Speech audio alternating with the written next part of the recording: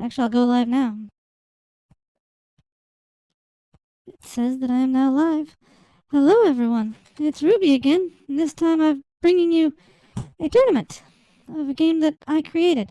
Well, me and Ajura have made this miniatures game, BioWarp.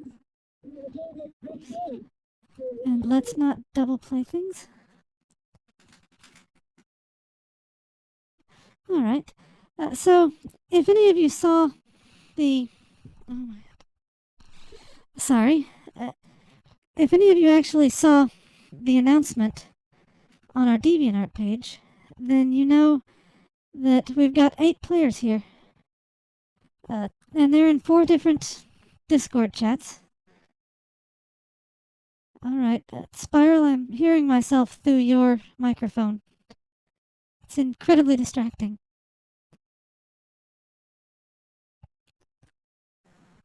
Hi Dylan, hi Caribbean Wolf, hi Max TV, hi Usagi Transformations, hi Insipid, hi Sam Sonar, and hi person with Russian name that I can't pronounce.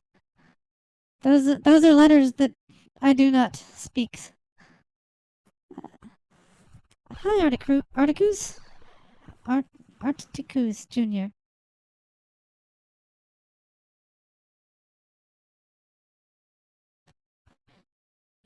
So, right now, the screen we're watching belongs to Spiral and Cedra.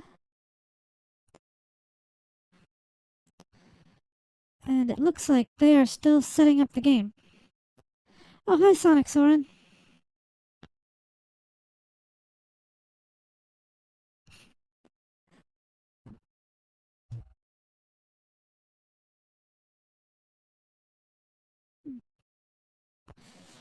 Right.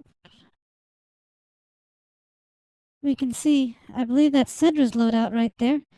Nanako on an Ataris with, I can't tell, radiant cooling and a boost engine. That'll be good for getting in fast and hitting with those tracker tokens.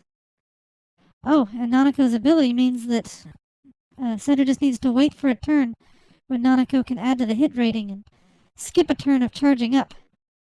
Because the Ataris' special ability is that it has one very nice gun, but it does a lot of damage but doesn't have very high accuracy. However, its secondary weapon, which is range 1, plants tracker tokens on enemy vehicles, and you can spend those tracker tokens to raise the chance of hitting with weapon A. With a good enough hit A, you can do 3d10 damage, which can obliterate a lot of mechs in a single shot. I'm also seeing a Baroness with, I can't tell. Oh, a mag rail launcher. That's some good long-range attack. The Baroness is particularly good at dealing with hazards, though I don't think that the map they're on right now has too many hazards. I also see Timpani on something a Pillgrave.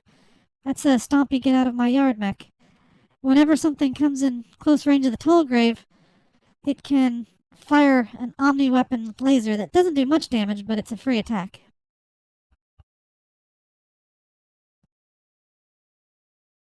Oh, the Baroness is getting swapped out for the Rodolphus with a shield projector. That'll help it prevent taking damage.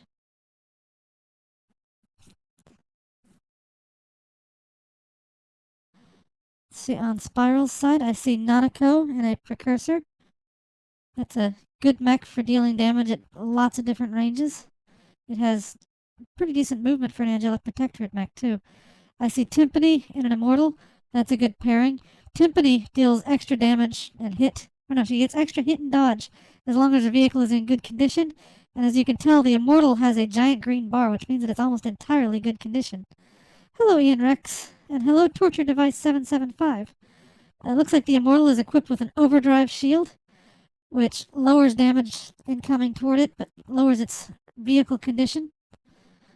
And a set of tracker missiles, which attempt to hit their target twice. And then I'm seeing, without a pilot, a Windbinder, which is a nice vehicle for getting up close to someone. It deals less damage, or it's dealt less damage when it's farther away from enemies. and it appears to also be armed with a mag rail launcher. The mag rail launcher is a very powerful, long-range gun, but it needs to charge for a turn before it can be fired. As you can see, our competitors are playing on the desert map. The desert map is the only asymmetrical map we have at the moment. On the Sidra's side, I suppose, it's got a little pyramid to stand atop of. Actually, it's a ziggurat. And it has a sandstorm off to the left, which has its own special rules. It's in the rulebook now, but it wasn't in the first edition. So basically, at the beginning of each turn, when there's a sandstorm on the map, you roll a die, and if it's a certain number or higher, then that tile becomes stricken with the storm. Things that are in it when the storm starts take damage, but they also gain a pretty good cover bonus from being inside the storm. It looks like they're still setting up, so I'm going to go ahead and switch over to one of the other games. Let's take a look. Oops. I might have a... There we go. Let's head on over to room C, where we can watch Dahlia and Anos. That's okay. They're setting up as well.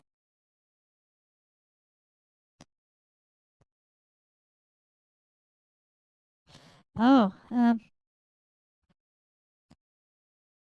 yeah. I think usually I say a pilot is the best choice. That's my strategy suggestion, but it's difficult to decide.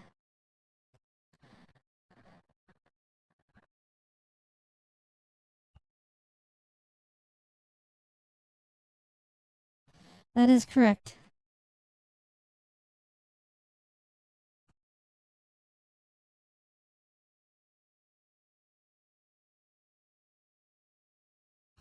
All right. Now all four groups are playing on the same map. They won't. To Anos and Dahlia, you won't be heard on YouTube, so it'll sound like I'm talking to no one sometimes. But remember to ping me if you need anything, especially a rules call. Now, Dahlia is playing with a mostly Legion set. Legion mechs are fast and are pretty good at close range, but they don't have many hit points typically. And they tend to lack hardpoint mounts. The Magistress actually has one. You can see it there. It looks like Dahlia has picked the Countess, which is it's a good mech in cover. So I assume that it's probably going to go on that pyramid there, the ziggurat. Hi J-Dog 1 Party RE. I hope that we get some YouTube fans soon. We've got some, and we hope that people enjoy our content. It looks like they're also running... Oh, the Magistress is interesting. It can fire twice each turn, but runs the risk of overheating if it does so. It's not too special otherwise. It does decent damage and has okay firing arcs. He has, or she, they have an ARA 13, which is a very nice long-range mech, but its long range is entirely missile-based. Hi Spiral, I see you are in the chat as well as playing. It looks like Tatiana's going on that ARA 13. Once it uses up its missiles, it becomes a little less effective because it has to get into short range, but it does have the unique ability of when it is out of ammo, it takes less damage from the front because those huge missile racks eject their firing mechanisms and they use it as a sort of shield. There's also a Goddess. The Goddess is a very unique Legion mech. By default, its main weapon converts the target. You can see it places conversion tokens on the target. If its conversion tokens outweigh remaining armor points, then the player gets to take control of the vehicle. Typically, you want to have them concentrate on a single enemy with low hit points. Hello, Snape and Art, Grant H, and Chandler Bullock. And I believe Anos' side, I'm not sure actually what I can see there. So, uh, it looks like they're getting very close to being ready to start. Maybe the action has started in room B. Let's take a look and see how Zia is doing. Let's watch stream and pop out. Because Discord doesn't let me watch more than one at a time, I have to pop out windows and I've automatically set it up to capture whatever it is I'm looking at. So this is very complicated on my end. You haven't missed anything yet, Grant.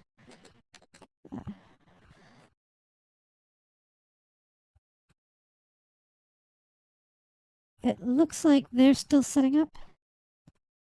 And... oh, no, they've already started the game. Zerno and Suede, I'm gonna occasionally pop into each room to see how everyone's doing. If I talk and it sounds weird, it's because I'm talking to the audience. So just sort of ignore me. Well, thank you. Let's see. I am looking at things from Zerno's side, I believe. And I see an Immortal with Nanako. You all heard about the Immortal and the Tullgrave. Tomoyo is a nice pilot. She boosts her allies' abilities to hit, I believe, or do damage. Oh, no, she does more damage when she has allies near her. She relies on the power of friendship. And as you can see, the Tullgrave has a lot of hit points, so she'll hopefully have time to use those abilities. And below that, we see an Erd Cassowary. The Cassowary is the king of the mountain with long-range weapons. It can ignore cover bonuses between it and its opponent. And it looks like it's been equipped with an ammunition rack to give it extra ammo. Piloting that is Malia, who is particularly good when someone's near her and in her front range. She likes to face her enemies head on, and we'll see if things get ready to go. I've allotted each of them an hour and a half to fight. A typical game of BioWarp takes about an hour. After the hour and a half is up, we're going to stop the game, and anyone who is still playing will total up their cards and see how many points they have remaining that haven't been destroyed. If there's a tie then we'll determine based on who's taken the most damage. I'm going to head now into room A, and we'll see what Tobias and Lord Benjamin are up to. Let's pop out. Hello. I am talking to the audience, and when I pop back in, I'll often be talking to the audience, so I might say weird and random sounding things. Hello, Cedra. You haven't missed anything yet, Grant. Hello, Snape and Art. I'm doing alright. We're hosting the tournament now. And hello, Thomas Curry. Hello, also deleted user. I can see here, from Lord Benjamin's point of view, he has an Immortal with... what is that on the Immortal? I can't quite tell. Oh, an Entropic Tracer. That's right. You've equipped multiple vehicles with the Entropic Tracer. The Entropic Tracer allows a vehicle to teleport directly next to its ally as long as they're both equipped with the Entropic Tracer. It uses up the entire movement action, or the entire advances, but is still quite useful, especially for getting low or short-range mechs into combat quickly. Oh, hi, Bella. It's hard to see the avatars from this far back. Looks like Benjamin is also running a transport augmentation package and an Aegis. The transport augmentation package is useful for reloading missile-based vehicles. It can't reload its own ammunition, but it looks like he's compensated for that by adding an ammunition rack. It also has one of the few Omni weapons, so the fact that it's slow might not bother it too much. It has plenty of pivots, so it can turn all day. And it looks like Selena is going to be piloting that, so that mech is going to be basically a restocker heal machine for the other mechs. Inside the Aegis is Nell. Nell deals extra damage to enemies at her farthest range. And the Aegis has both short-range weapons, but she does increase range a little bit on one of the weapons. The Aegis has a special ability that it has an Omni weapon of its own, and that weapon gains ammunition whenever it's hit. That's the shield that it has. It can do pretty decent damage, but it is all short range. in my experience, Aegises tend to be one of the first targets for a lot of players. Now, Tobias is running Malia on an Immortal. We've heard about both of those already, with what I believe is a stabilizer unit. So that is going to stop the Immortal from falling, which is often a problem if you have to cross the rivers.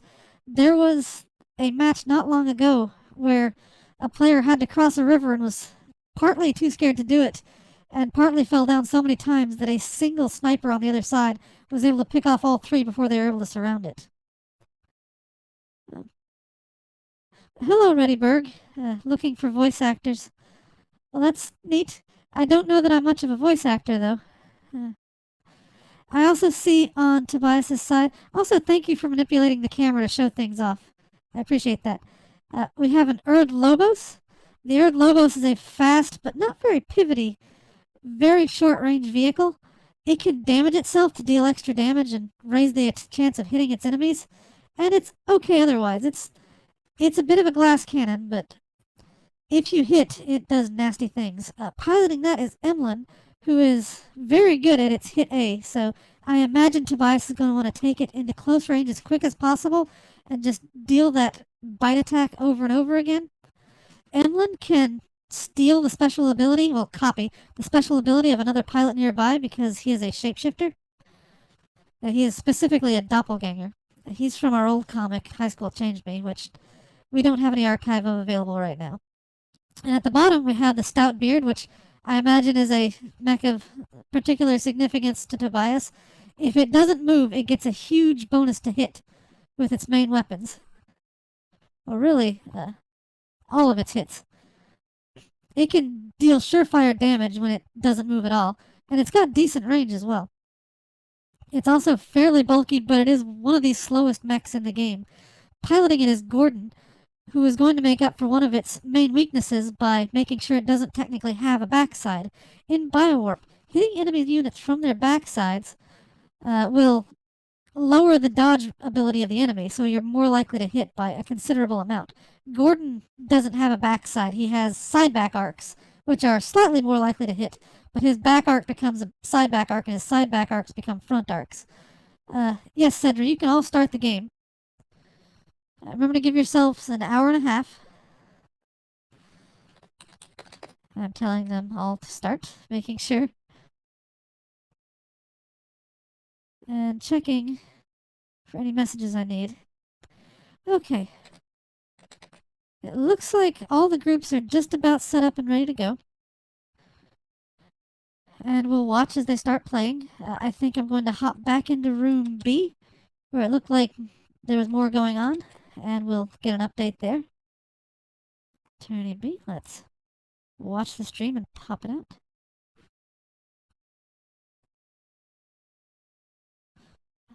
Alright. Hello. Let's see. I see that the Immortal has already made it over the dunes, which can be a bit tricky. The dunes have a special property as well. Oh, apparently he walked around the dunes, which is sometimes a pretty smart way to do it. The sand dunes, the highest level toward the bottom of the screen there, they have a special property where when you walk over them, you have to roll as if you're doing a hazard check. Normally that would make you fall, but if you fail these ones, you slide backwards going down the dunes. It can be beneficial or really frustrating because the dunes are very tall. It takes a lot of your movement to get over them in the first place, but if you sit on top of them, you can get a good advantage over hitting your opponents.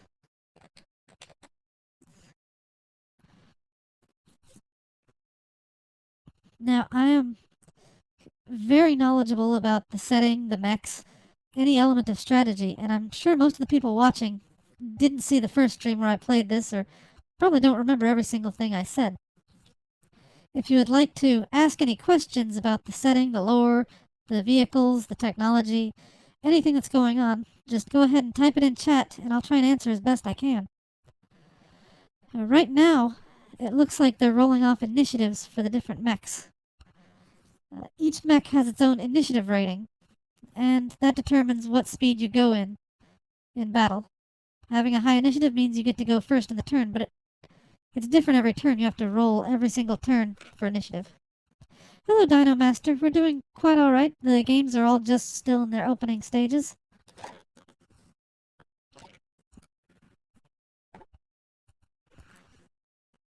Let's see.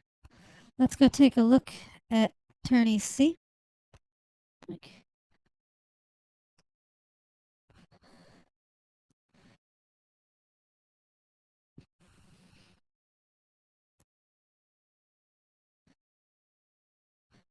Yes, you only roll once for all the square or for all the hexes.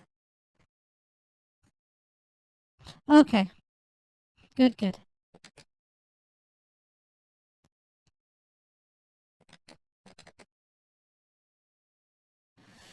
Alright. Apparently, Spiral and Cedra are playing, and none of them have rolled higher than a 2 on the first round in any die. Oh, and that's just changed. Let's see what's going on there. Badoop.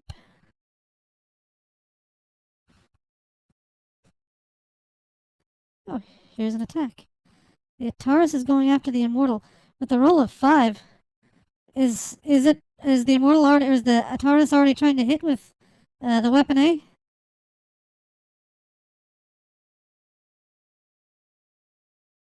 Oh, Nanako got a good hit bonus. So Cedra's gonna go ahead and take the chance. If that hits, it could do a lot of damage to the Immortal. The Immortal's special ability is that low damage is ignored outright. Any damage that's 3 or less, it doesn't care about.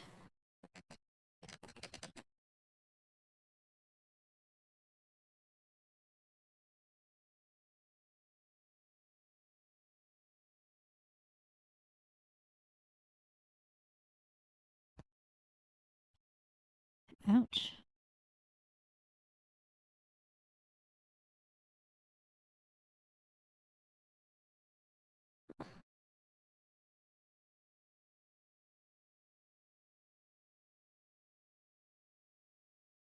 Oh, this is going to be a very heavy hit.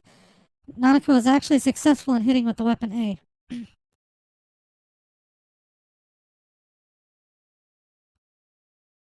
14 damage. That's a very strong hit against the Immortal. It can take it. But it does mean that the Ataurus only has 2 shots left with that weapon.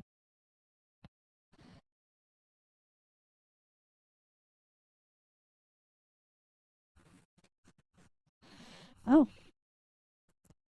There was an overlooked problem. It turns out that the Immortal's overdrive shield was on, and that lowers the die type. So, Cedra's going to have to re-roll that damage with d8s.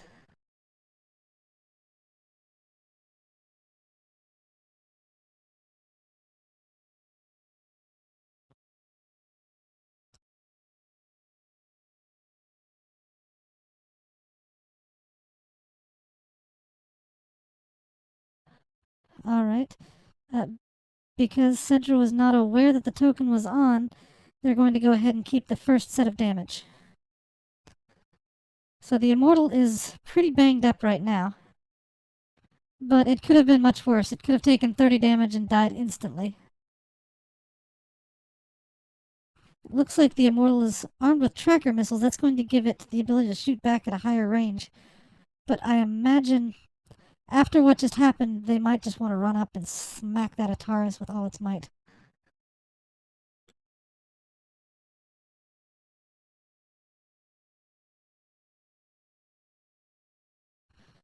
Ooh, the Immortal is still in its good condition.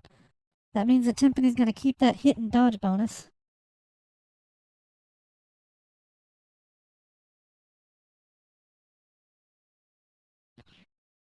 I see a lot of 1s and 2s in that initiative.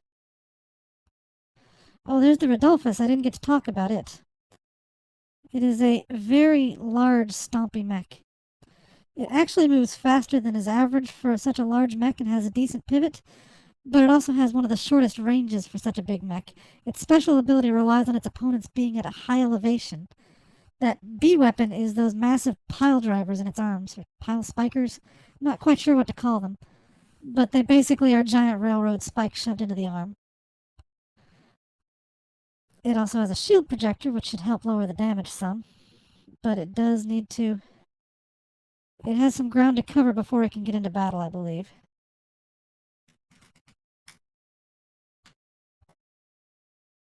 It attempts to spin to win.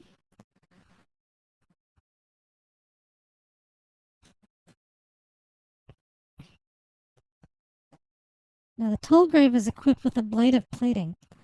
And it looks like we have two timpanis going on here. She is having some sort of identity crisis. But the blade of plating prevents a single set of damage, and you get to choose when to use it. So you blow off the plating, it no longer exists, but the entire attack's damage is cancelled.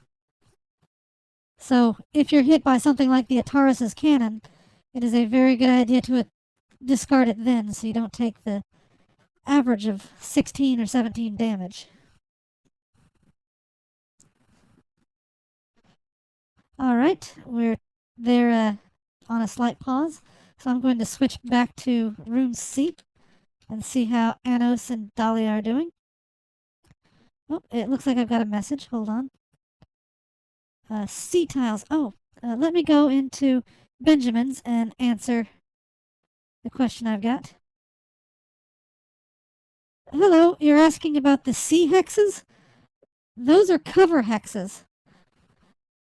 Remember that you always the cover is a bonus to your dodge. You take the highest cover space between you and your attacker, including the one you're standing on, as a cover bonus. And remember that elevation in the way also counts as a cover bonus, so that you just take the highest of any of those that you have. So what you have right now is who is being attacked that has cover? Okay. It looks like okay. So Tobias is attacking with the stout beard.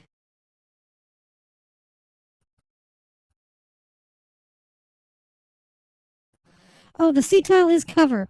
It gives you a bonus to your dodge, but not at range 1.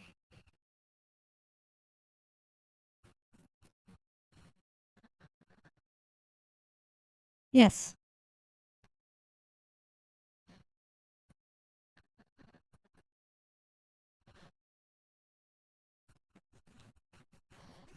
It is elevated.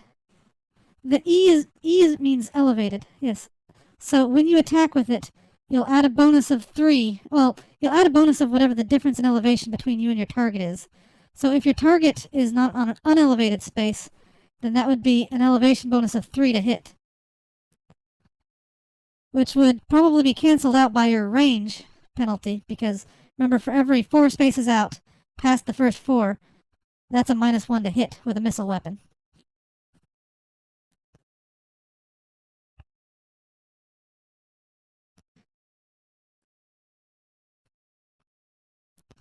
Yes, the stout beard is a very nice long-range weapon.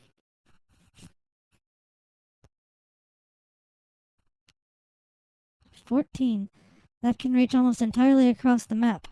And I believe that Gordon gives an extra bonus to range B as well, so you can actually hit at 15.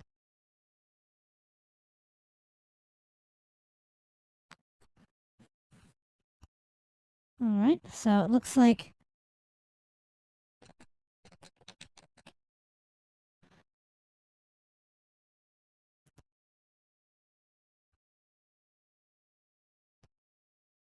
Right. Right. It is time for Tobias's Lobos to move. Having to get over the dunes is going to make it a little difficult for it to do much.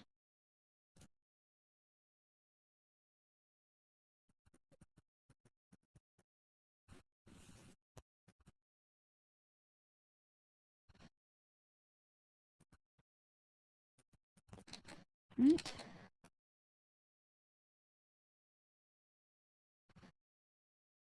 Let's head back to Zerno and Zia. Oh, wait, I'm getting a message from Cedra. They need a ruling. I'll head to theirs. And let's see. Pop out. Alright, I need to give a ruling.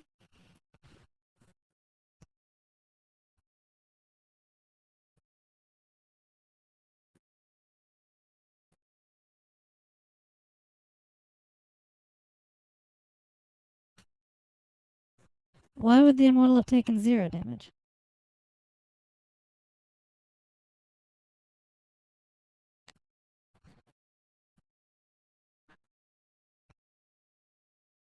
Normally that is the case. When an error like this is made, if the error would be in the favor of the person who made it, then it is just not counted.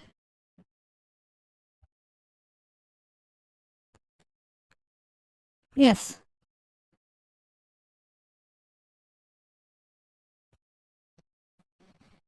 Well, if the penalties to hit would count against Cedra, the bonuses to dodge would count against you.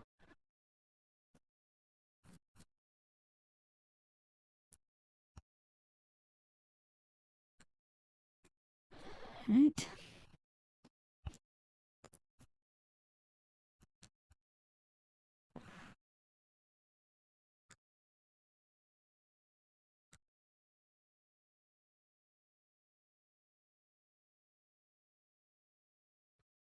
Alright, well, the hit and the dodge should cancel each other out. But it comes down to the increment, which is a penalty to hit. So that means that Cedra loses the. Or Cedra has to act as though the penalty existed.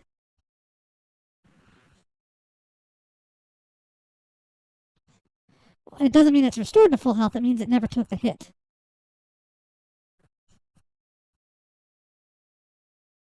Okay, so no damage on the immortal.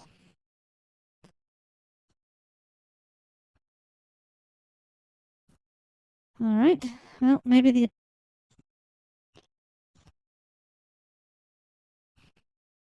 was just a minor disagreement over that. I can also see things from Cedra's angle.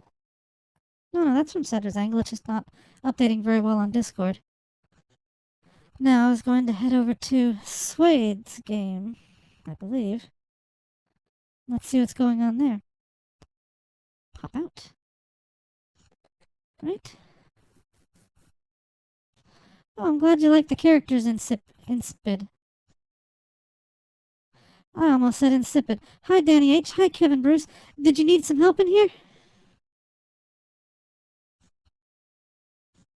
Alright. How are we doing? Let's see. I'm seeing some mechs coming over the dunes and some other mechs piling on top of the pyramid. Hi, Ivan PMJ. And I'm sorry for almost calling you insipid, Inspid. That's just the word that immediately popped into my head. Not because of anything you particularly said. We actually are very glad that you like it, and thank you for the compliment. We've got, I believe at the moment we have 41 different mechs that you can play as. And you can see a number of them floating off the edge of the table there. As you can tell, many of them have the ability to fly, but I don't know if all those are in canon. I know the Verdantes can canonically hover or fly. They can actually travel through space in BioWarp. And BioWarp in this term would mean move faster than the speed of light by themselves.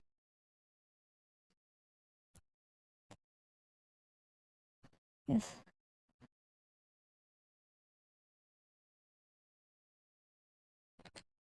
Right. Oops.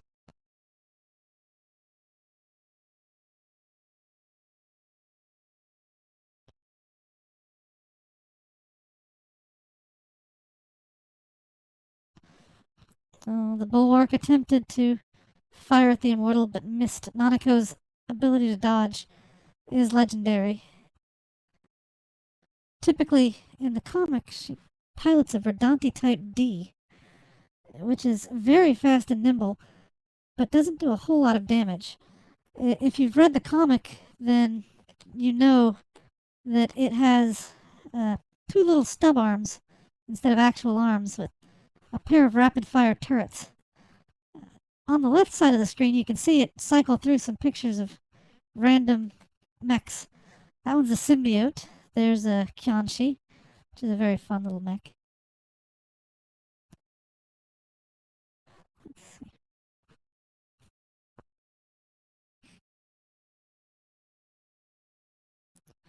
Right, the cassowary is targeting the tall grave. We have some long-range pummel fight.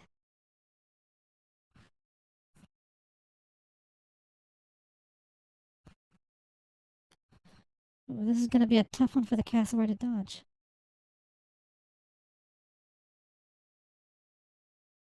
Well, what's the elevation on the dunes? Isn't it also on an E3? Or is that... Oh no, the Tallgrave is on the side. Isn't that an E1? So that would only be a +2 bonus for the elevation.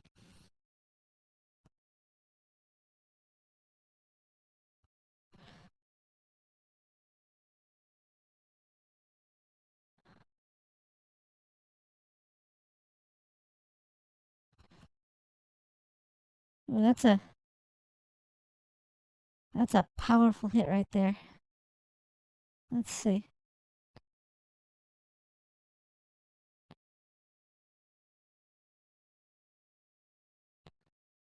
10 it is then. Right. The Tallgrave has just taken 10 points of damage. It looks like it's been damaged already. So that's going to put it at least into the yellow. Now, as you can see, there are these lines for your armor. And each time you take a point of damage, you pull it down one. And as you go into the different color zones, you use that set of stats. So at green, you're in good condition. At yellow, you're in damaged condition. And in red, you're in critical. I made sure to label them with letters for the colorblind because I've been trying to make sure that the games are properly accessible as best I can.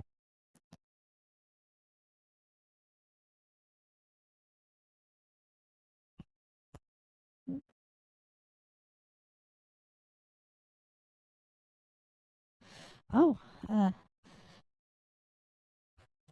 that's right. Lumina is piloting that Tallgrave. She is not only a skilled veteran pilot, which means she has better stats than most of the other pilots, she also has a special ability that lets her heal her mech a couple of times each game. You can only do it once per turn, so usually you want to use them as soon as you can.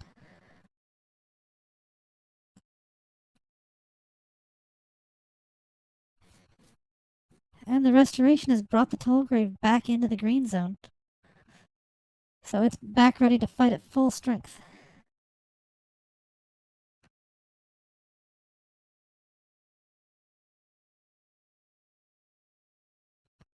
Now let's head on over back to Dahlia and Anos, see how they're doing.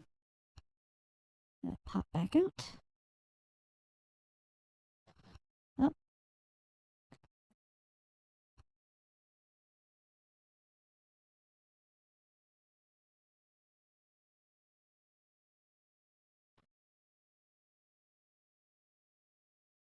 I don't think treacherous terrain makes you fall.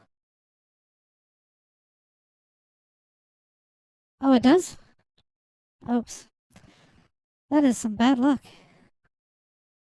And on a D10 too.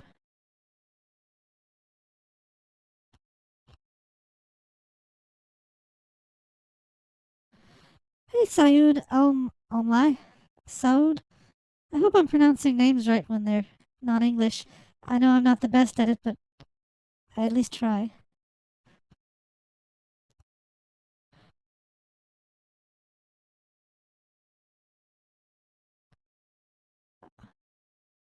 Oh, now we see here, it's the Shaman. The Shaman is the poster mech for the series. And it was actually fairly weak because it was one of the first mechs I designed. Before the tournament started, I went ahead and buffed it a little bit so that it makes more sense. It's still one of the most fragile mechs in the game, but now it gets a bonus either to hit or damage. It's your choice. So it stays useful pretty much through its entire lifetime. Oh, welcome back. Although I am Ruby, not Akaorio. Akaorio is Ajura, and she is currently working right now. However, because of how Discord works, we can't show her doing any work. Hello, Level Up. I'm quite sure that I'm Ruby. You can see me. Hi. Hello.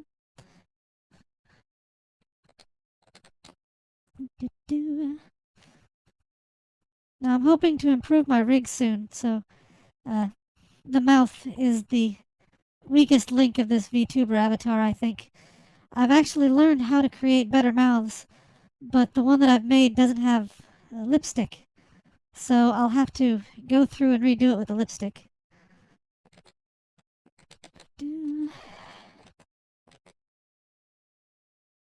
How many people do we have watching? 17 people, that's not bad, although it says 20 over here in the analytics. That's pretty good. Hi, Alex Molina. We're currently hosting a tournament of the board game I created, BioWarp. Ajra drew all the mechs and I wrote all the rules. How what, Alex? You're asking how, and I need to know what you're asking about. Yes, I know, Saud. I see you there.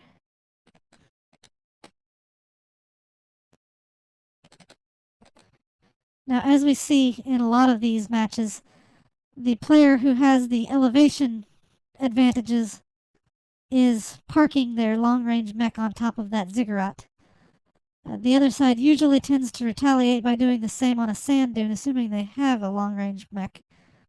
Right now, the long-range mech here is the Viper, which is a very interesting mech. It's got pretty long range, and as it sits in cover for a while, it sits anywhere, it gains its own hide tokens, or make it harder to hit and better to shoot. The ambush tokens, that's what they're called. Sorry.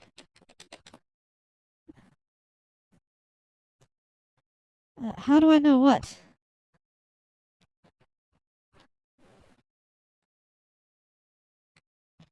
Alex is asking how I know, but I don't know what I need to know. It looks like it's a new round, rolling initiative. And all the mechs use D6 for their initiative. So I believe that they already went ahead and labeled their dice for one for each mech.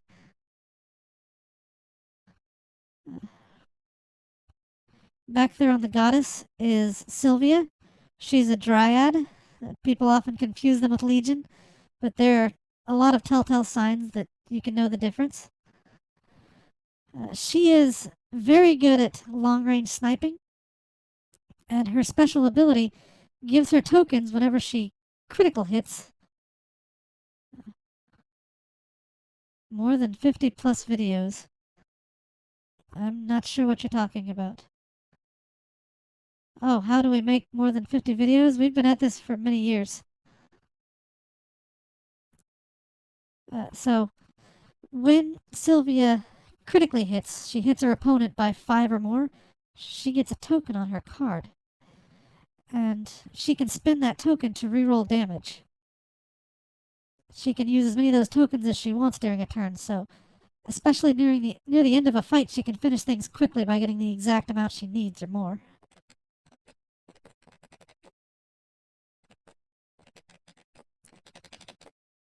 Let's see. Let's head back to Tobias and Benjamin. Pop out. Let's see. Oh.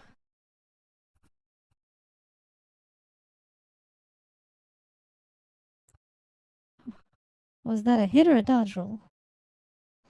Oh, it's initiative. Alright. Well, sometimes it's good to get low initiative, especially if the enemy still needs to approach. You can make them go first and get closer, and then your turn you can close the gap, and if you're very lucky, the next turn you get to go first, and it's like you have 2 shots in a row on them.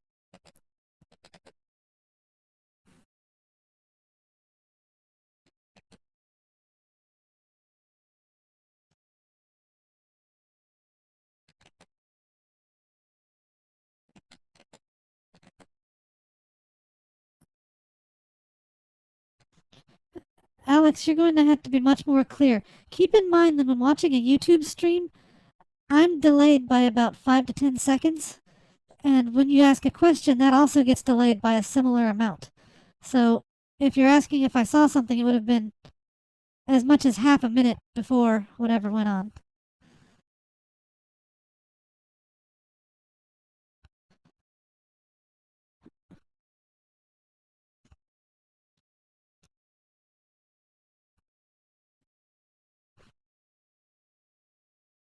As you can see, uh, Lord Benjamin is using 3D models. We have 3D models for many of our mechs, including the 3 that Tobias is using, but Tobias is choosing to use the 2-dimensional ones, which can be a little easier to manage. The 3D mechs, they clack against each other because of how Tabletop Simulator works. But about half of our mechs are rendered in 3D, at least 2 for each faction. Yes, Kevin, you can find BioWarp on Steam. It's part of Tabletop Simulator. Tabletop Simulator plays a lot of games. You can play board games that you actually know. You can download a lot of games people have made on Kickstarter. And BioWarp is free on it. It's free like this. It has all the models, all these cards, all 3 maps. There are actually 3 maps that they can play between. There's this desert one, there's a volcano one, and there's a more gentle plains, hills, city, river, sort of generic planet. The volcano one is probably my favorite right now because of how it changes the strategy up. But we hope to have more maps before too long. And more of everything, really.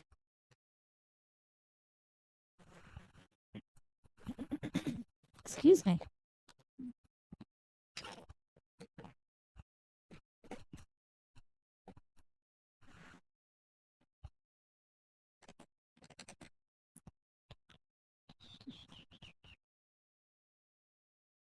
Alright, let's go check out Spiral and Cedra again.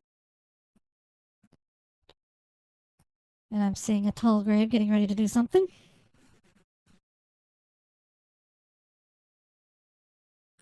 Ooh, looks like while we were away, the Ataris took a heavy hit. 2 heavy hits. Ouch. Looks like it got taken out by the Precursor, which at a close range can do considerably more damage by lowering its range. One of the earliest meta matches was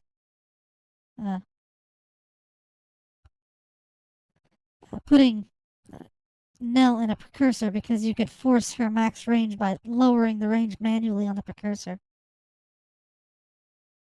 Alex, I'm not sure who you want to shut up. Are you able to hear people? Because I'm pretty sure I'm not transmitting the audio from this. No, my OBS shows me not doing that, so if you're hearing voices, that's actually a little concerning. Hi, Blaine.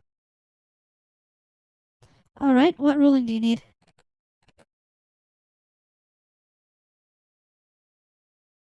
Sea tiles? Oh, I already took care of that.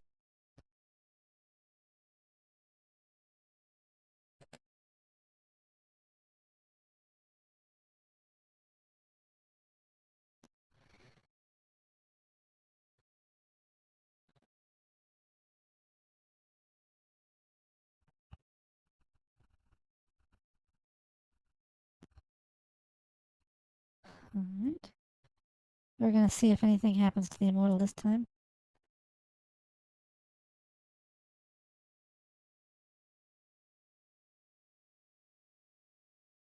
The Immortal is not the best at dodging.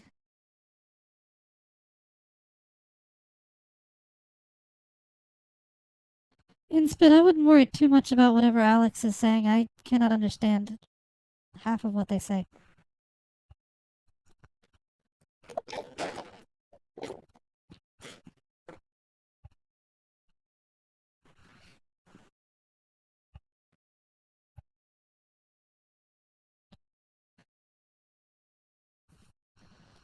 I don't know what that one is, Alex. You're going to have to be intelligible to some degree.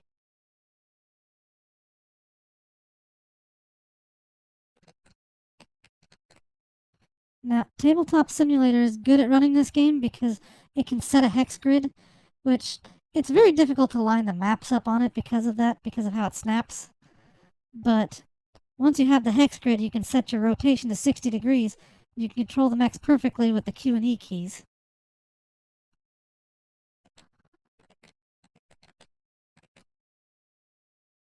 Alright.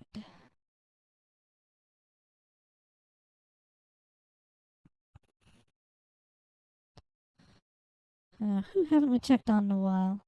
I guess that would be Zerno and Zia. Let's see how they're doing. Oh no, it looks like things aren't going very well. I see 3 destroyed mechs. Looks like nobody's having a good day today. Nanako and Tomio are both out. Oh. Oh.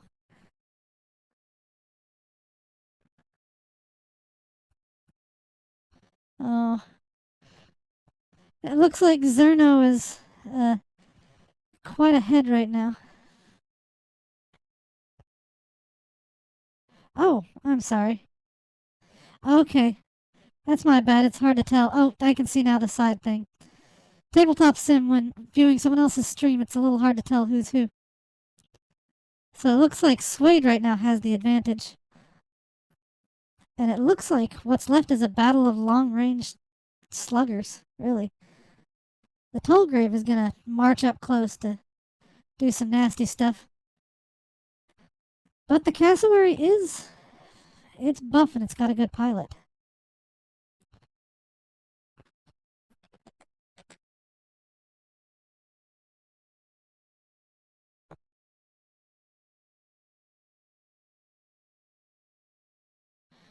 Well, that means that you're still perfectly visible. You wouldn't get a cover bonus from anything in between unless there was an elevation 4.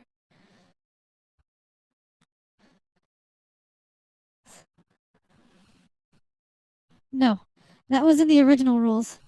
You used to get a bonus to dodge if you were on a higher elevation, but now you only get the bonus to hit. Because sitting on top of a hill is way too powerful.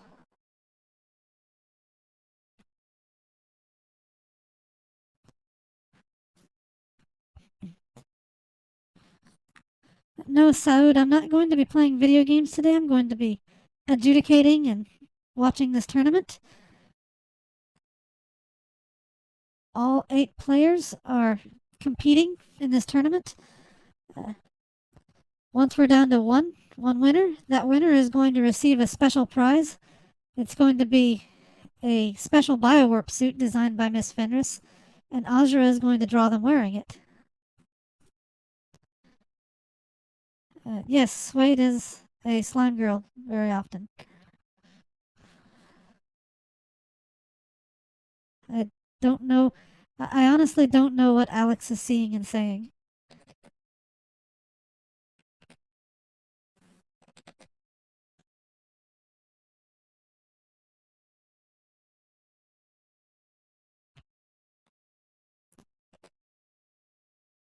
Excuse me?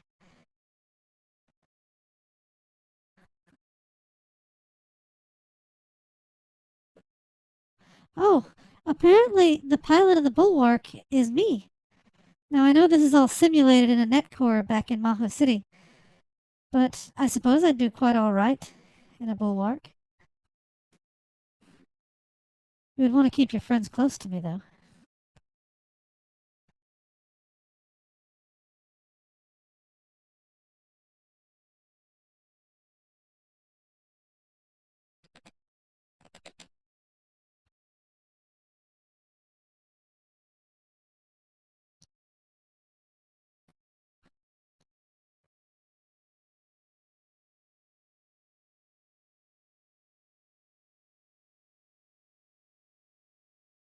Ouch.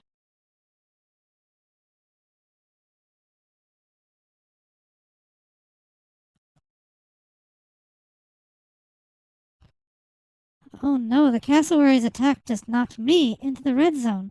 We might have to have a discussion later about that. It's very rude.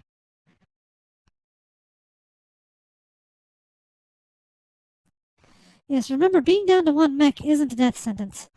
However, at 6:30, or whenever your hour and a half is up, the game will be called, and whoever has the most equipment, mechs, and pilots still on the field will win. So you could at least force a tie. Just if you feel that the other person is stalling for time, you can call me in and I can set a 1 minute counter. Though it looks like no one is trying that strategy right now.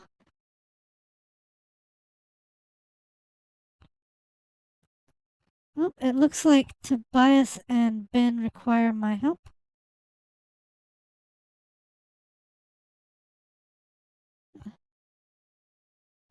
Let's see. And back in there. Hello. The question was that whether movement had to be spent all at once. You can move, attack, and move if you still have movement left.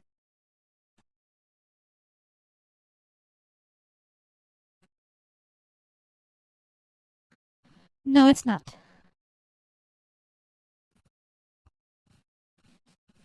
Alright. How is the battle going? I see some damage on the Immortal, and a lot of damage on the transport augmentation package.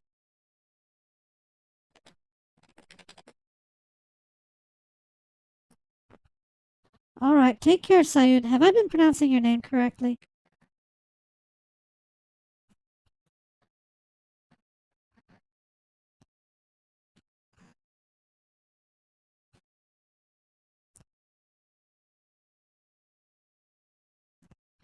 It looks like the Lobos has taken a small hit.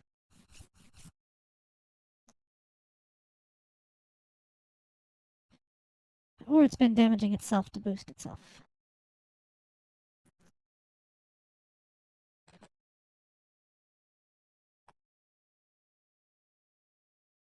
Right, I'm going to go back to Dahlia and Anos.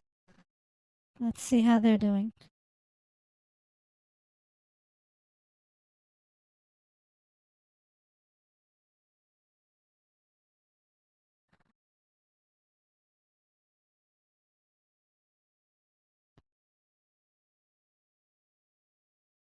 Let's see.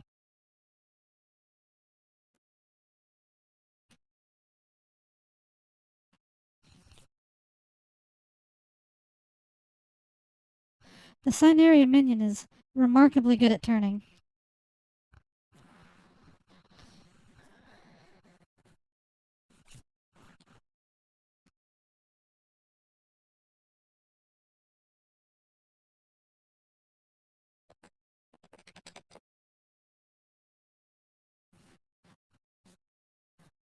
Hello again, level up.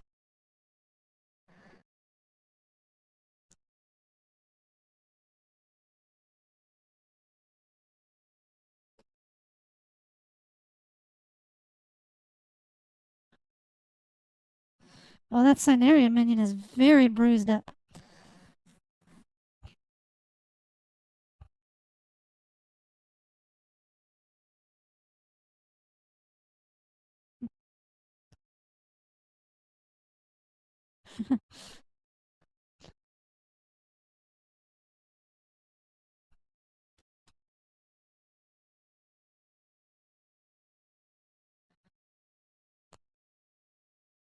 That's still pretty good odds.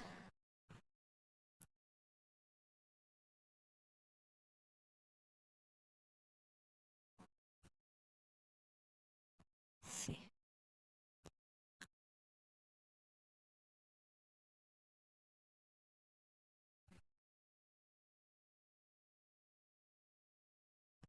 Oh, yes, you just roll normal dodge for this, I think. Actually, doesn't it say you roll from the same attack? It would still be a d6 then.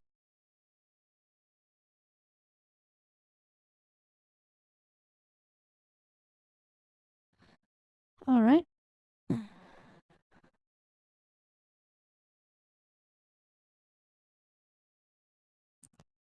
So the Cyneria minion's second weapon is a whip that is relatively short range and doesn't do all that much damage, but it forces the opponent to fall.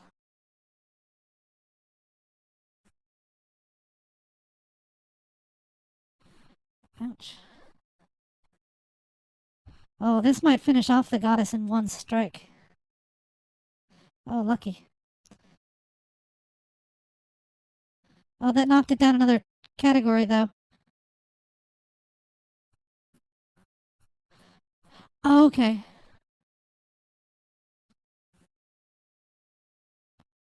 Okay, yeah, that's correct.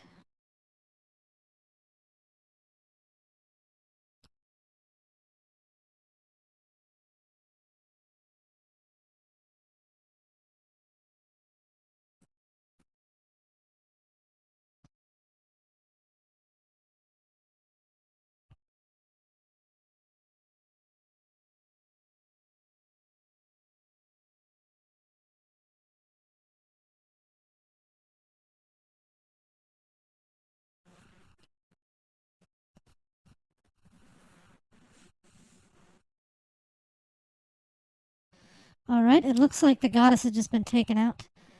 The goddess is often a an early target because of what it can do. It, oh, apparently she was rather close to converting someone, but not today. Oof. It's oh, yes.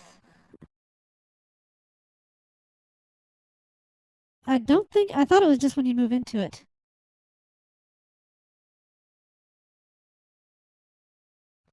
Right, you've got your footing already, so you're not going to slide back down yet.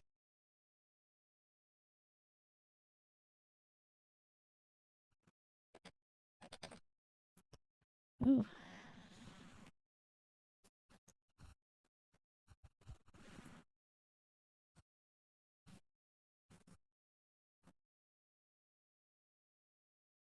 Let's see.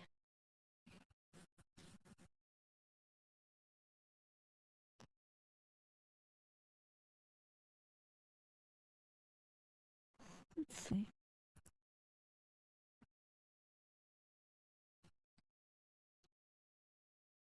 Alex asks, Ruby, who can you do?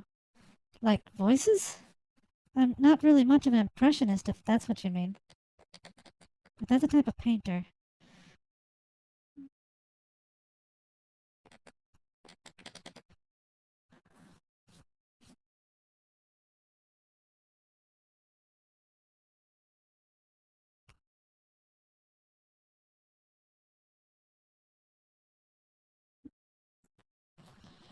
Alright.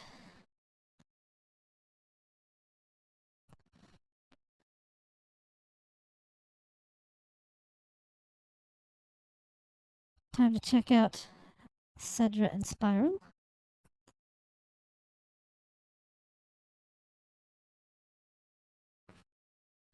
I could not hear that. Oh, I see a flipped mech.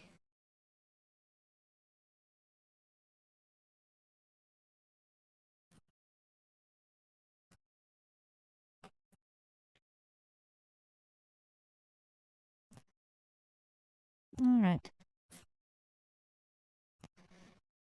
Alright. Well, I'll go check out the other fights a bit. Let's see. I'll look at Tobias and Ben.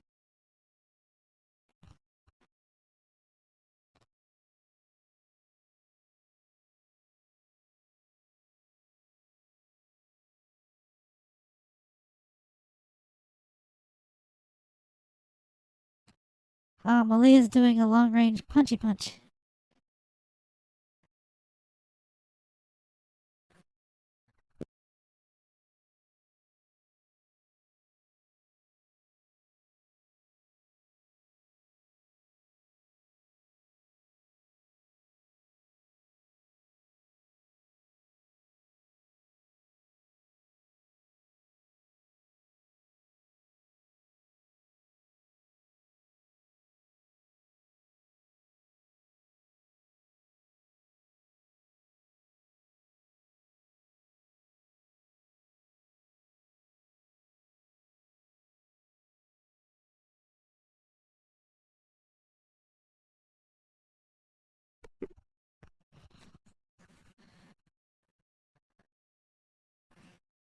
Let's see.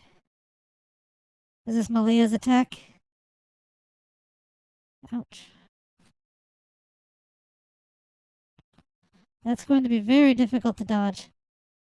I don't think, yeah. Oh, it's damage. Okay.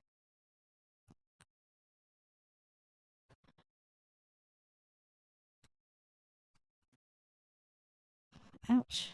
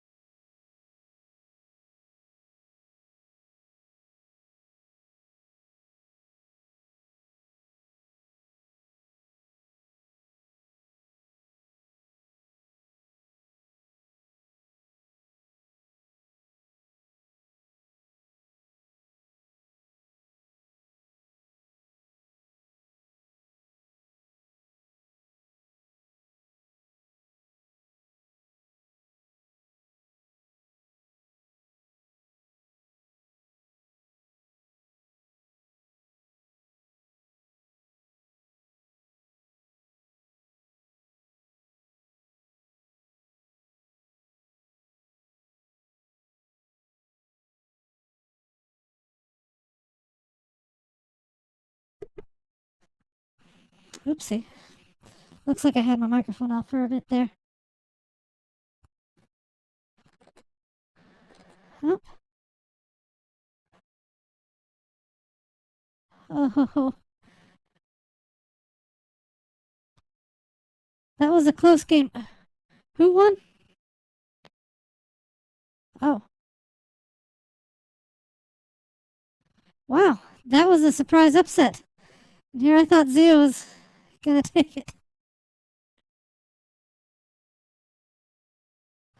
Oh, that was the end of that then, yeah.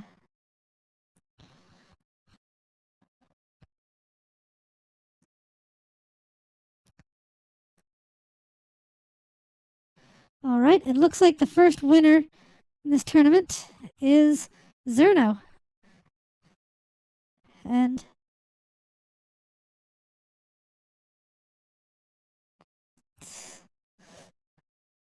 we'll see. You'll want to see how it turns out at the end, I suppose. So, let's see. I suppose that means that Tourney B is finished. So let's go take a look at Dahlia and Anos again.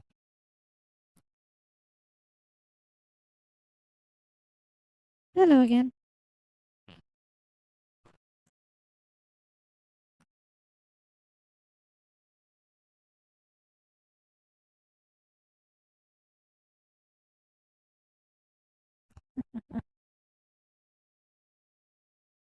Oh. Oh, sorry, what did I miss?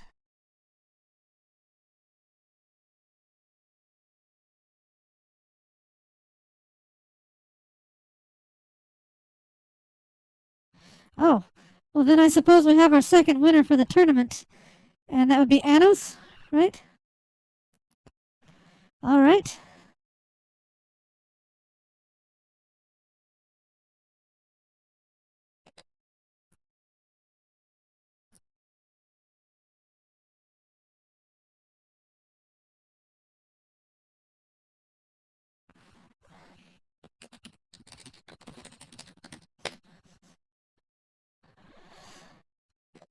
All right, I'm getting a message from Cedra that says that they are uh, asking for a temporary draw and replay for later.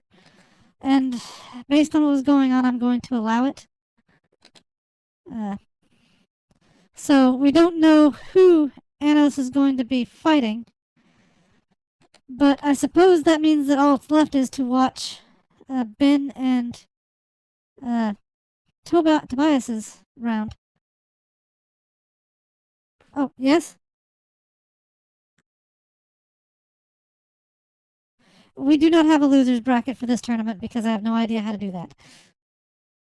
Or rather, what to do with it.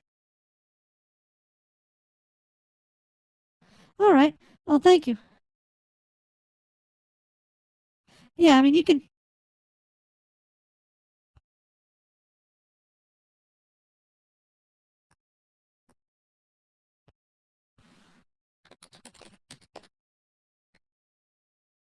Right.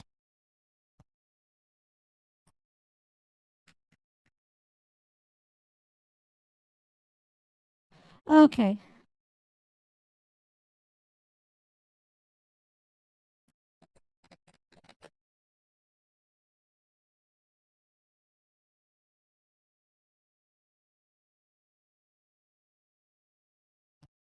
All right.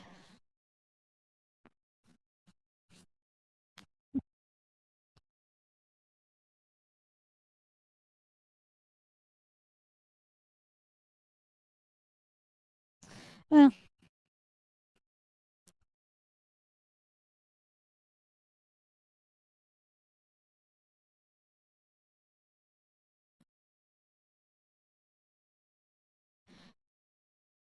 all right. Well, we'll probably do that for the next tournament, but this time we're just going to do the single elimination style. Yeah, I understand. Yeah. And you can always play other people to have fun if you want. And I hope you still had fun.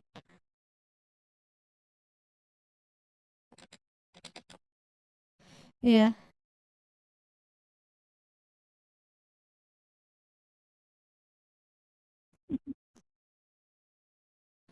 Oh, I'm getting called into Tobias and Benjamin's, so I will see you two later. Hey, what you need? Okay. How backside is it? Okay, they lower their dodge by 2 die types in the direct back arc. What is their dodge right now? Normally. What is their dodge normally right now? So it would be lowered 1 step to D4 and then 1 more step to D4 minus 1. Yes.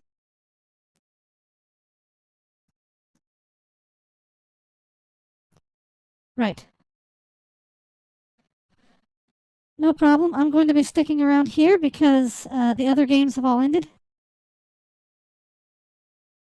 Yes. Zerno had an unexpected win over Suede that was actually fairly dramatic. Uh, Anos, I believe, progressed on as well. And uh, Spiral and Cedra decided to uh, call a draw and rematch later when we're not on stream.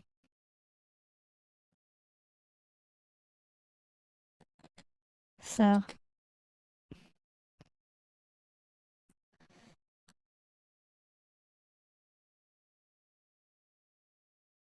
uh, neither is going until they're going to hold it before we start the second round.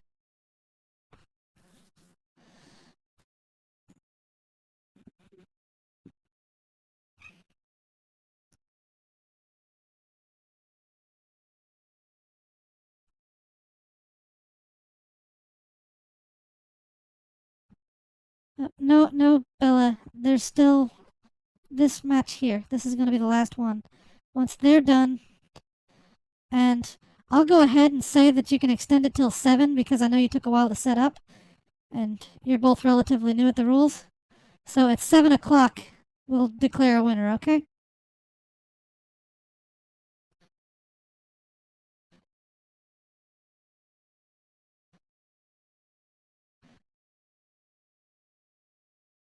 No. You still have 45 minutes.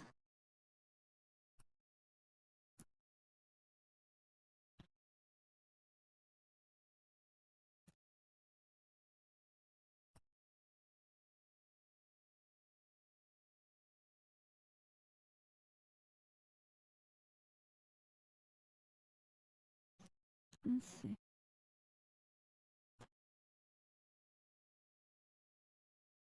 All right.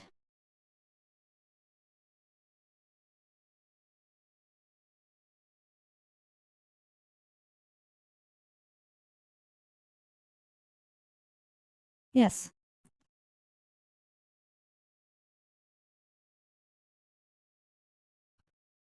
I'm in danger.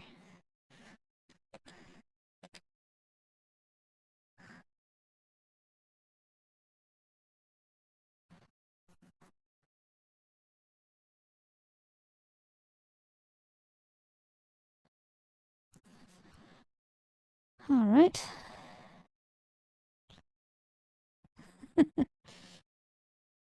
I think you're good.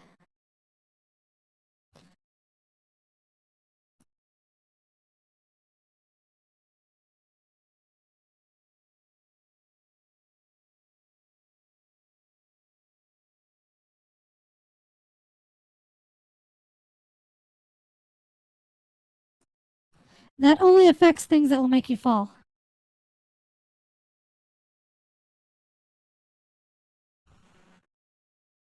Well, there are some vehicles that can cause you to fall, like the Cyneria Minion.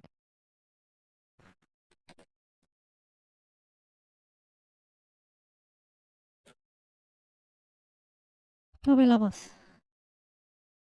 Lobitobos.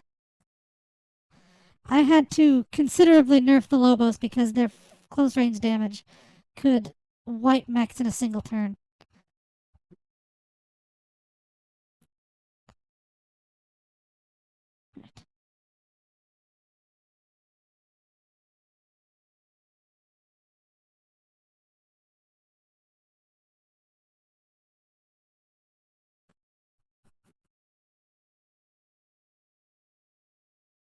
Right.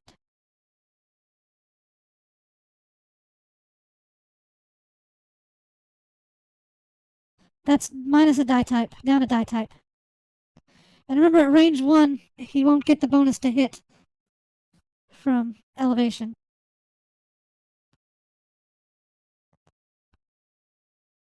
So the Aegis typically has a d6, right? So it rolls a d4.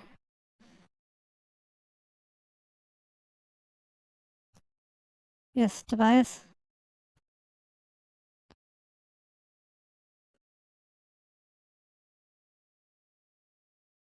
Yes, Emlyn has a crazy high hit A.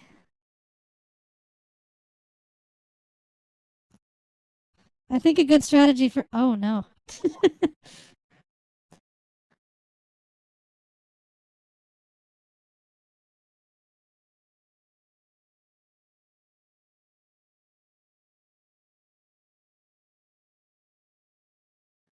Oh yes, 3d4 damage on a bite. That can be a little bit or way too much. Right. Whee.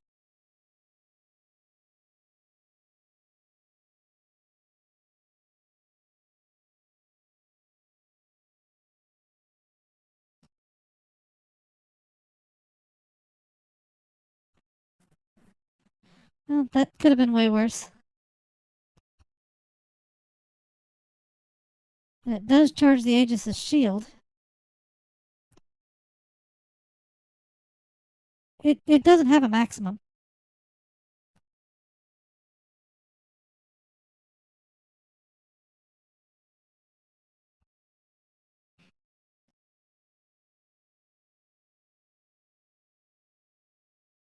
Both of them are incredibly slow.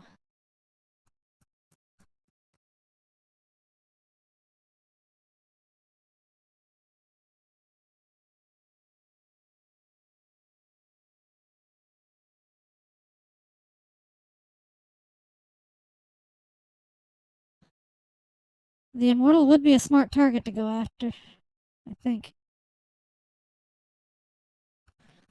Is there an Immortal fighting an Immortal? Okay.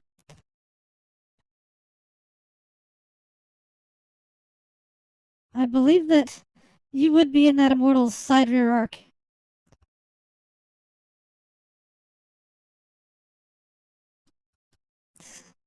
The last of it. No, it still has one left.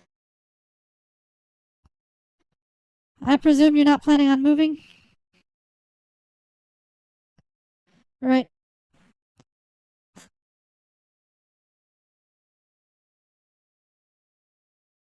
Right.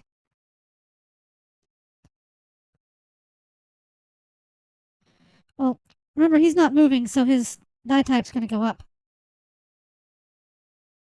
That's the Stoutbeard's special ability. So you roll a d12. And what's Gordon's special? What's his stats, rather? Yeah, but he rolls a +2 on his hit beat, doesn't he? Yeah. So it's a d12 +2.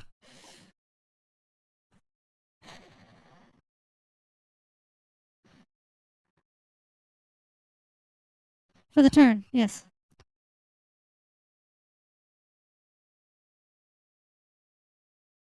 Yes, the Stoutbeard could use some better wording. So remember, for his damage, he rolls it twice and takes the highest.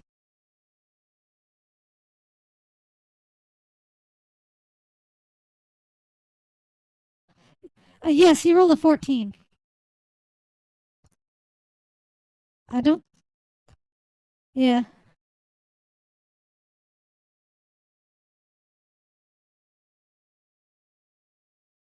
Yeah, it would be a d12 +2. Roll twice and take the highest.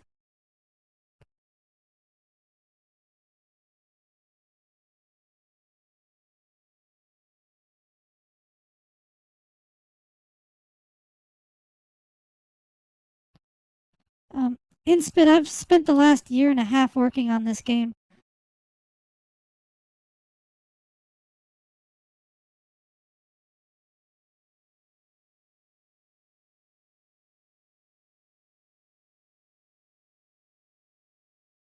Ouch.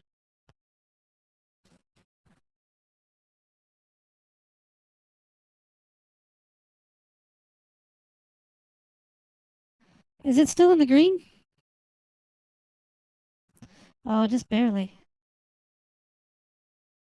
Well, we hope to add a bunch more to the game, Inspit. We'd like to have models for every single mech eventually, and maybe actually get some textures on these so they can be painted in Tabletop Sim as well. We already have more maps planned. We have a tabletop role-playing version where you can build a character and upgrade your mech manually. So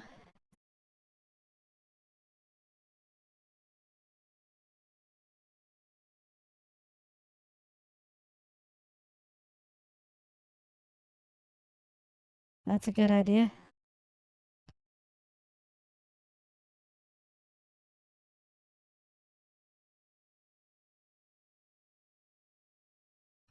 Right? Almost forgot to go with his Aegis, but thankfully I remembered before.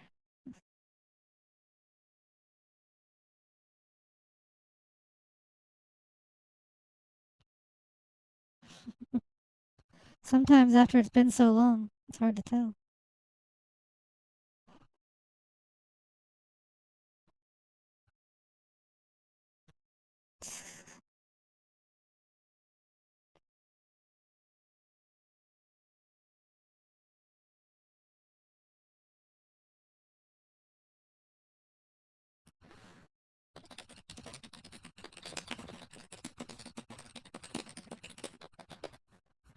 Let's see.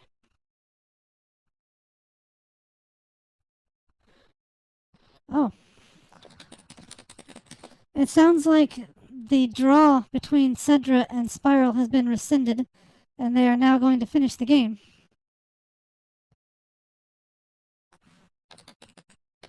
Alright, I'll head over to their game and see what's going on.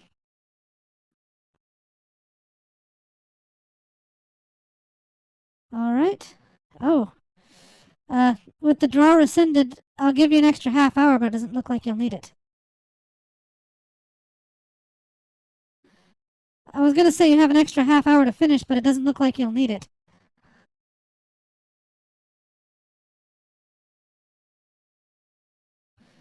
Yeah, that looks like a bit of a steamroller.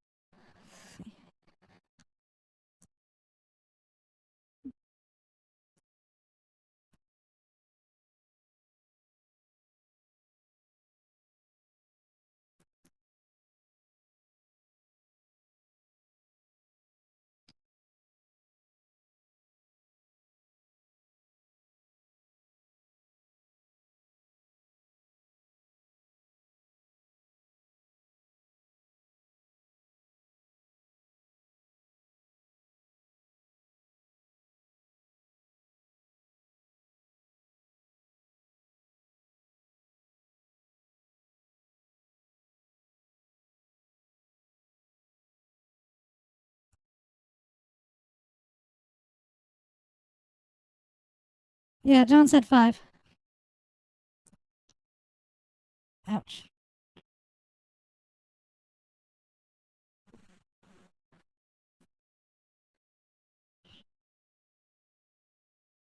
Whew.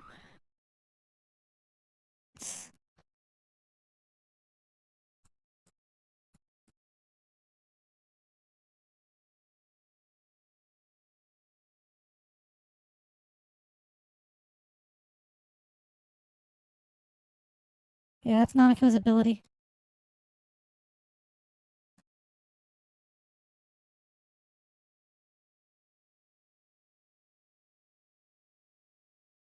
Alright, the Tallgrave has now blown its ablative plating, so it's going to avoid that damage and stay in the green zone for now.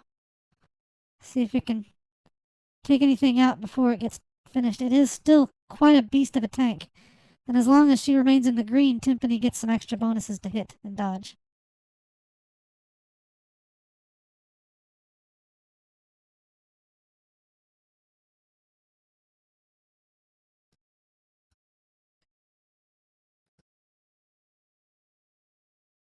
Well, thank you so much for thinking the game looks nice, Inspid. We've put a lot of work into it, and Allie's art really makes it look like more than just a pile of numbers.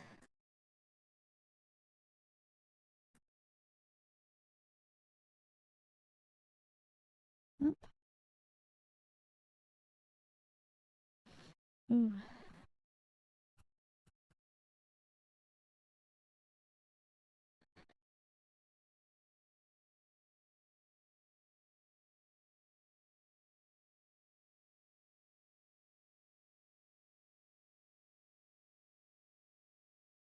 4.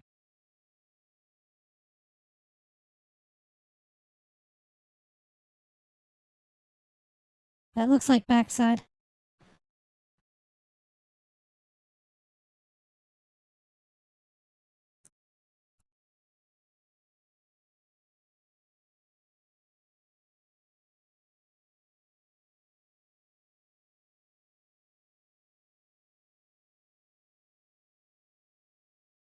I was about to say, wow.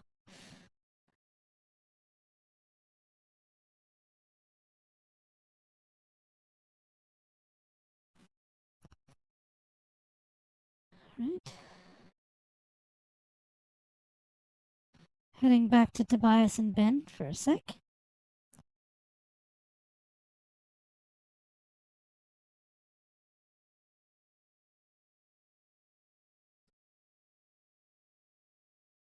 Alright.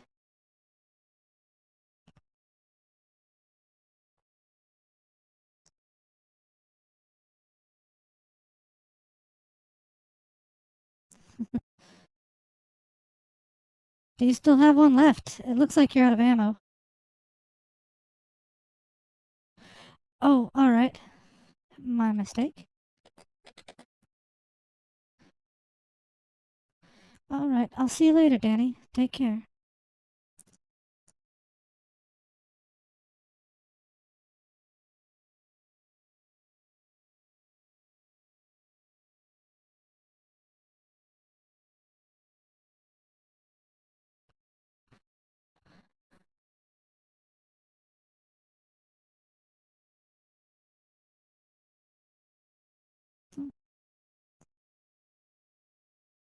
Oh, the last missile went to waste. Yep, a 4 on a d6 plus 1.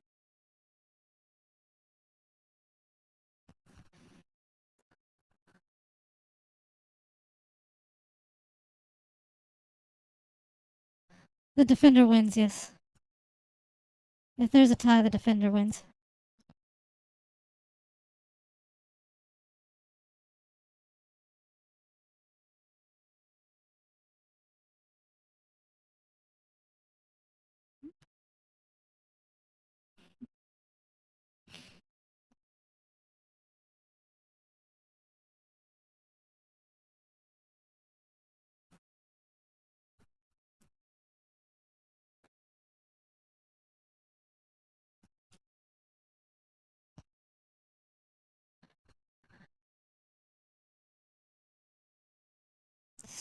Lobos is coming up behind the Aegis to get what might be a critical hit.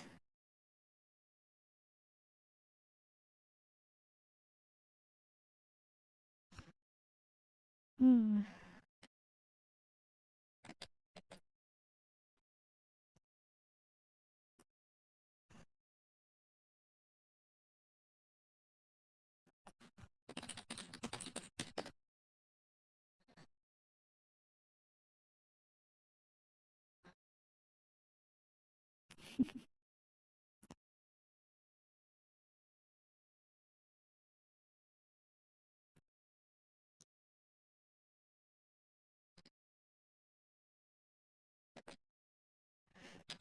Hmm.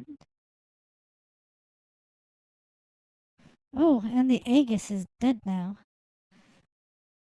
Well, technically in BioWarp, when your vehicle is reduced to the black zone, that doesn't mean you're dead, it just means that your mech is now disabled. It's so heavily damaged that it won't be participating in the battle anymore. It didn't explode in a giant fireball.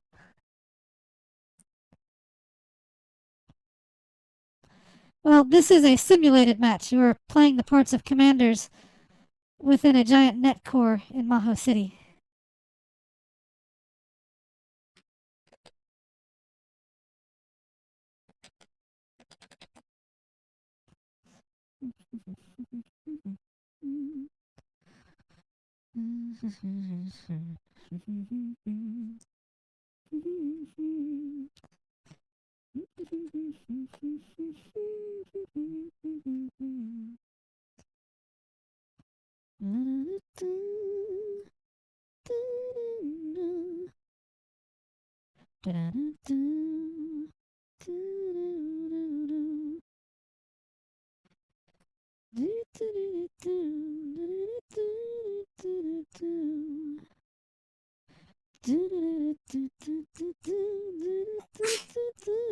Bless you.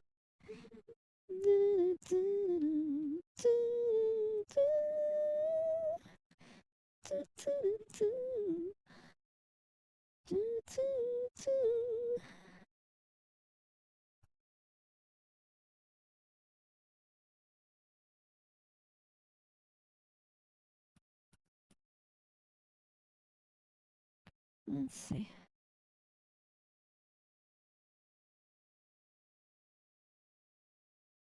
Let's take a look at this hit. Oh.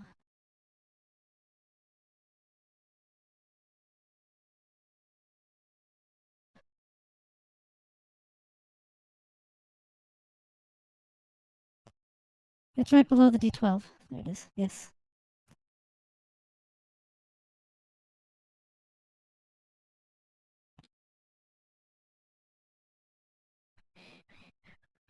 Oh, there's a 10.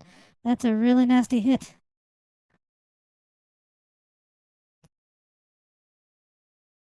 All right. Oh, Ben is conceding because his immortal has died. And Tobias advances on to round 2.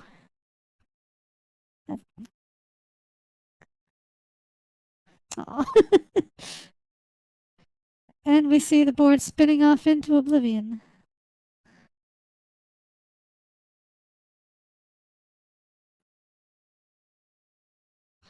Especially when it's completely covered in miniatures. So I'm going to head back to... oh, and it looks like we have our other winner as well. Let me head over there real quick. Oh. And we are back to John and Cedra. Hi, Samsonar. Alright, looks like Spiral is the winner, and we'll be facing off against Anos. And congratulations, Spiral. That means that we have our full second game bracket. Round 2 will be Tobias and Zerno, and Spiral and Anos. I believe that we had someone make their own bracket to predict, and there have already been some upsets in that regard. So I suppose that's the end of the tournament then. Well, of round 1. We'll start round 2 at a later date, once we have everyone able to coordinate again. I would like to thank everyone who played and everyone who watched. If you'd like to try out BioWarp, there should be a link in the YouTube video in the description. It's free to anyone who owns Tabletop Simulator, and Tabletop Simulator regularly goes on sale for half off. So wait until it's $15 or so and grab a copy. The BioWarp mod itself is free. So that's it.